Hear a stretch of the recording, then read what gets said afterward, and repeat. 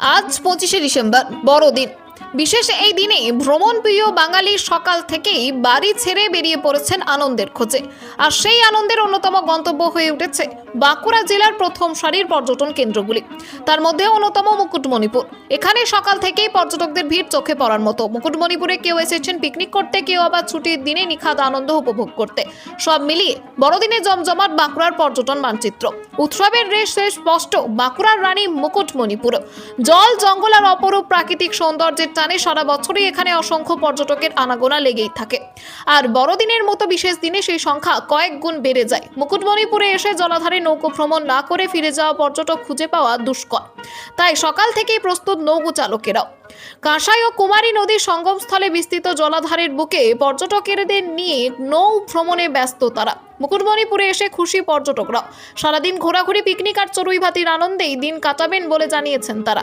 সব মিলিয়ে বড়দিনের সকাল থেকেই আনন্দ উৎসবে মেতে উঠেছে মুকুটমণিপুর। আমরা এসেছি অনেক সকালবেলা, তখন খুব ঠান্ডা ছিল। এখন অনেক দূর থেকে এসেছি, এখন রোদ্দুরটা বেরোতে ঠান্ডাটা একটু কম। খুব ভালো লাগছে, দারুণ লাগছে এই চারিদিকের এত মনোরম পরিবেশ। এই সুন্দর, বাচ্চারাও খুব আনন্দ করছে। সবাই মিলে একদম আমরা গ্রুপ মিলে এসেছি অনেক দূর থেকে এবং আমরা দারুণ আনন্দ করছি। ভিড় এখানে যা দেখছি প্রচন্ড ভিড়। আমরা যখন এসেছিলাম তখনও এত ভিড় ছিল না।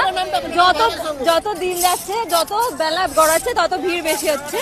আমরা এসেছি বেলেডাঙ্গা ভাই ভাই সংঘর তরফ থেকে এবং আমরা ক্লাবের তরফ থেকে এবং সমস্ত পাড়ার সবাই মিলে একসাথে এসেছি। ভালোই, তবে আজকে অনেক দেরিতে রোদরা উঠলো বলে তাই সকালে খুব ঠান্ডা ছিল, কুয়াশা ছিল। ভালোই, এই ফার্স্ট টাইম আসছি, ভালোই লাগলো। কি কি দেখলেন? এখনো কিছু দেখিনি, এই খাওয়া দাওয়া করেছি, এবার বোটিং করব। পিকনিক করতে এসেছেন?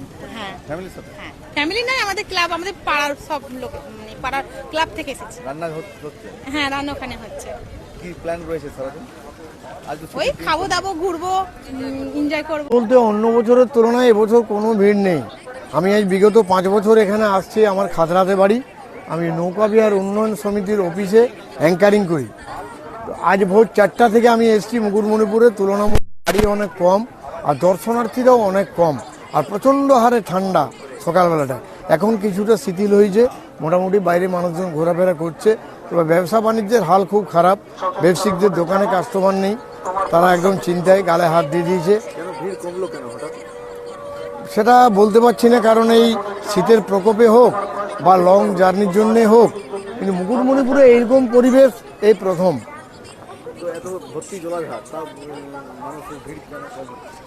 ভিড় কেন মানে অনেকে দূর দূরান্ত থেকে গাড়ি এবছর বেশি আসেনি, বেশি বাসের নেই, 4 চাকা কয়েকখানা এসছে। আর যে